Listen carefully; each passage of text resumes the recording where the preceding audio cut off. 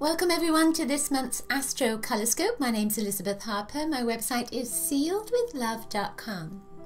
So the Astrocolorscope is a little bit unique. What I do is I choose three crystals from my crystal bag here for you, and then I throw them into a little circle with 12 houses to see which astrological signs and which energies want to combine with those crystals. I also take a bead from my bead bag to see what colors want to come up, and we're going to take some cards as well just to have a little overview for your month ahead. So before we get started, I also want to share with you that I've created a new crystal and gem reading service on my website. So you'll see the link for that beneath. So if you'd like to go a little further and have something a bit more in depth, then check that out. Okay, so let's get started. Okay, Taurus, now for you, all of your crystals were blue. So you have kyanite, aquamarine, and blue topaz. So here they are. Now take a look at those. This is the kyanite, so that's kind of a darker color, and then there's the aquamarine, and that's kind of a little bit, well, it's lighter, but it's a little bit more translucent, and then you get to the blue topaz, and that's even more translucent. So blue is a color of communication, of following your path, of having faith, of your religion, your beliefs, your philosophies, etc. Blue is the throat chakra, so it's about creative expression. So with this month, there's a sense for you that it's about expressing yourself. It's about finding your way, finding your purpose, finding your faith, finding what you believe in. And it almost starts out a little bit kind of muddy, and then it gets to be very clear towards the end of the month. So kyanite is a stone that aligns all your chakras, and when you look at this, it kind of makes me feel like I'm very upright.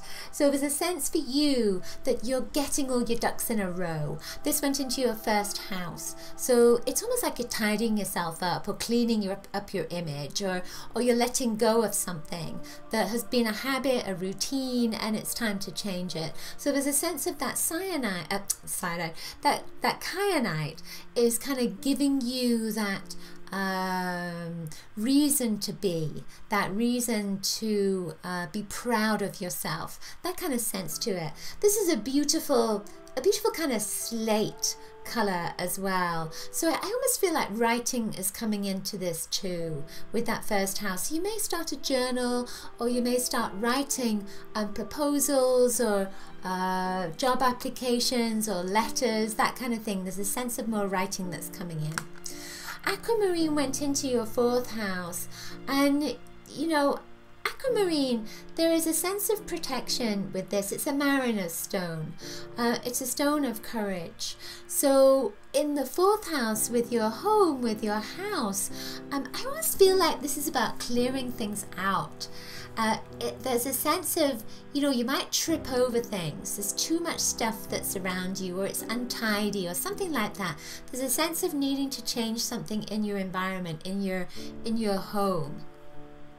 I'm just getting a sense of if there's anything else with this, and I see this light kind of going out from the stone as I'm looking at it. So you're lightening up. You're going to lighten up your home, you're going to lighten up the energy, you're going to change and shift the space that's around you. I also get this sense of you opening the windows as well, so having more nature around you, particularly, you know, opening the windows allows in the air and the nature spirits to come in as well. They can come in anyway, but there's just a sense of that. So the blue topaz went into your ninth house. The ninth house is that philosophy and belief and adventure and travel. It's kind of the far mind, the reaching of the far mind. Now, the blue topaz is a stone that connects to spirit, that connects to your spiritual side. I feel that with this, it's almost like you may think about studying or taking some kind of new journey that links with your belief and links with your philosophies, and there's a connection to people that are overseas with this, especially with the ninth house. So I feel like you're going to be making new mates, new friends that are maybe on the internet, or, you know, there's some kind of global force with this as well. Towards the end of the month, there is a fabulous aspect, which is Jupiter trine Uranus, and it's a fire energy. What you have here, blue, are all water energies, but when you put that fire and water together, there's an enormous amount of passion. So that's my reminder to breathe there, the little dinger. I almost feel like your passion is going to race, and something is going to shift around the 27th, 28th of the month when I shake it, spirit coming in. There's a new moon around the 24th as well. So the end of the month, there's a real shift for you around creativity, around abundance. And that 24th new moon is in Libra, which is a relationship energy. And the bead that you got is this beautiful kind of fuchsia color. So I feel that relationships are going to be really important towards the end of the month. There's a new passion that's coming up. There's a new artistry, a creativity that's coming up for you as well. So that's really exciting.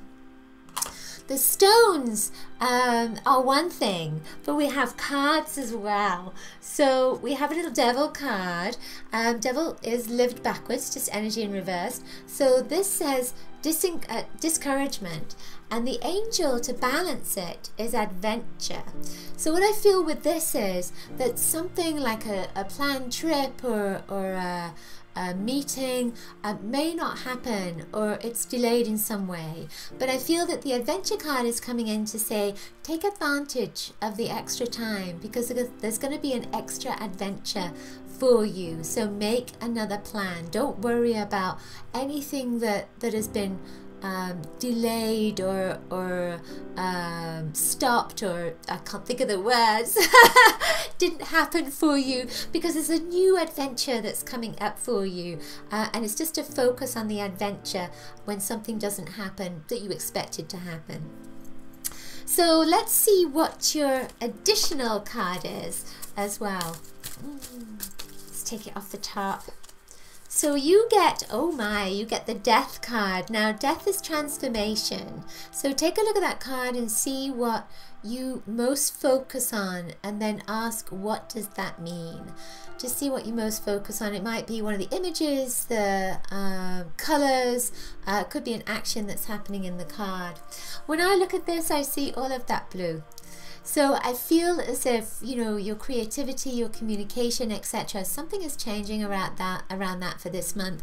Now, towards the end of the month, again, around about the 19th, Mercury starts to get into that pre-retrograde motion. So it's not quite retrograde, but it's getting into a pre-time. So you may find yourself going a little bit more internal to find again how to express yourself. So if it doesn't happen this month, it's going to start this month, and then it will start moving out through October and into November as well. And I feel like there's a big burst for you of energy, which feels fabulous.